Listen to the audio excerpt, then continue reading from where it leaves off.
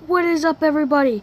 So right now we're gonna be reacting to, it's my new series starting called React, and it's from Emmy Made in Japan, and it is the black chicken pumpkin. I'm sorry guys, right now I don't have face cam because I'm a little sick, so you might hear me sniffling a little bit just because I'm sick. So I just have that right now. So yeah, all right, let's start reacting. Black chicken in a pumpkin. Oh my god, that looks weird. Hello, my beautiful lovelies. Hi, it's Emmy. Welcome back. Today I'm going to show you how to cook a black silky chicken inside of a pumpkin. So a black silky chicken is something that I've wanted to cook for a long time, and it's a particular breed of chicken. It's actually quite petite and it has spectacular plumage. It's really soft, hence the name silky, fluffy, and just kind of silly looking. But what's really interesting is when you remove all of that plumage, the skin of the chicken is actually black or kind of purplish, charcoalish. It's but very, very dark. And this is called fibromelanosis. So in Chinese medicine and cookery, it's believed that the black silky chicken is more nutritious than a regular chicken because of all this pigmentation. At any rate, I went to my local Chinese market and I picked up a frozen black silky chicken, and I'm going to be cooking it today with traditional herbs. Growing up, my mom would actually make this chicken soup for us, usually in the wintertime, but never inside of a pumpkin. That's my own kind of spin on it. I thought, why not use a pumpkin as a cooking vessel? Since I used a watermelon to cook a chicken, why not a pumpkin? If you missed that video, I'll put that link up there. So another thing you'll notice is this chicken is completely intact. It has its head and it has its feet, and in Chinese symbolism this represents completeness, so it's not uncommon actually that this was a living.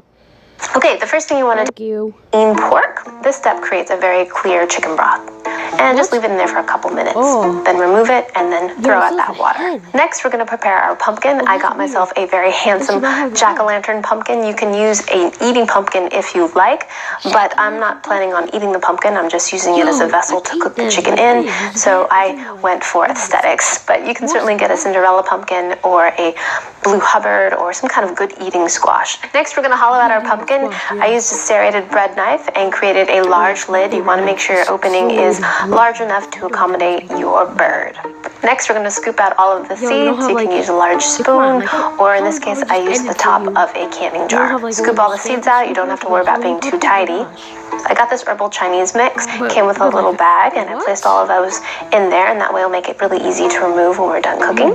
So place the herb sachet in the pumpkin along with the 2 pieces of pork. And then I'm adding some mushrooms as well. These are shiitake mushrooms, which I've rehydrated in some hot water. Next, we're going to fold up our chicken and fit it inside our pumpkin. Pour the water that you soaked your mushrooms into the pumpkin, along with 1 to 3 cups of water, depending on how large your pumpkin is, and a couple tablespoons of Shaoxing wine. Then we're going to add a few slices of fresh ginger. Make sure you place the pumpkin in some sort of oven-safe casserole dish. I just used my Dutch oven. So we're going to lightly oil the outside of the pumpkin, and then use some foil to cover the stem of the pumpkin so it won't burn. And then we're going to place it in a 325-degree oven for 2 hours and 45 minutes. All right, let's give this a crack. All right, let's take this lid off. Oh my gosh, look at that. That's so beautiful. Why is she happy? And it's steaming hot. I think I'm going to try to get the bird out to see how much broth is in there. Excellent. Use your hands, you cook. Oh my gosh. Who knows if you should wash your hands? I'm going to take this sachet out. She's not, but she used my hand. That's done its job. And it smells amazing. I smell the shiitake mushroom and all of those herbs. It has a very distinctive smell to it. It's astragalus. I think that's really aromatic. And it smells medicinal and earthy and lovely and very nostalgic. And those are the goji berries. Here are the mushrooms. Like, she's not going to eat the pork. There's the ginger. As you can see, there's not a lot of broth in there. It's very, very concentrated.